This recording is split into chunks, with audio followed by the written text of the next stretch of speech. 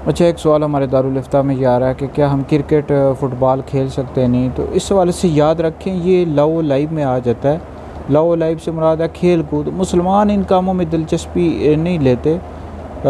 मुसलमानों का जो काम है वो यह है कि हम दीन इस्लाम का काम करें, इस्लाम को लोगों तक पहुँचाएँ, इस्लाम को दुनिया तक पहुँचाएँ, लोगों कुफ़ार तक पहुँचाएँ और दीन की खिदमत करें। लेकिन बहरहाल क्रिकेट फ़ुटबॉल खेलना यह तो लव लाइव वाला काम, एक खेल कूद वाला काम है। लेकिन बहरहाल अगर कोई खेलता है तो खेल सकता है, लेकिन इसकी भी कुछ शराइत हैं।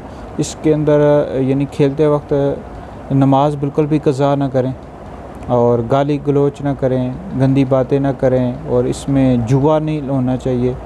जुआ लगाना भी नाजायज़ है। तो कभी कभार, रोज़ नहीं आदत बनानी चाहिए, कभी कभार खेल लें तो ठीक है, बेहतर है वर्जिश के लिए। तो आदत ना बनाएं और इसकी जो शराइत मैंने बताई हैं उन पर अमल करें तो बिल्कुल आप कभी कभार खेल सकते हैं। जायज़ है, इजाज़त है। लेकिन बेहतर यह है कि आप और कोई वर्जिश कर लें और अपने वक्त को ज़ाया ना करें, कुरान मजीद की तिलावत करें, दुरूद पाक पढ़ें।